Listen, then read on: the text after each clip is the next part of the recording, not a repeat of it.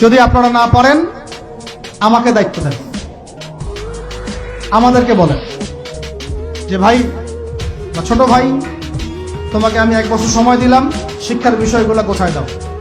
বিনা পারিশ্রমিকে ইনশাল্লাহ করে দেব, কোনো সমস্যা নেই। 1 টাকাও দিতে হবে না, জাস্ট একটা চেয়ার টেবিল দেন, 100 জন আলেম দেন, 100 জন বুদ্ধিজীবী দেন, করে দিব ইনশাল্লাহ।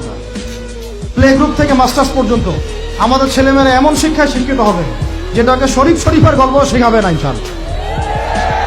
বরং আমার ছেলে পাইলটও হবে, বিমানও চালাবে, আমার ছেলে ইনশাল্লাহ হাফেজে করানো হবে, আমার মেয়ে ডক্টরও হবে ইনশাল্লাহ, আমার মেয়ে আয়েশা রাদিয়াল্লাহু আনহার মতো মুহাদ্দিসও হবে ইনশাল্লাহ। আমাদের এক ভাই সে রাজনীতিবিদও হবে ইনশাল্লাহ, জুমার খুতবাও দিতে পারবে ইনশাল্লাহ। আল্লাহর কসম করে বলতেছি, এমন শিক্ষা চালু করা সম্ভব, শুধু আপনারা যদি একটু সৎসাহস দেখান।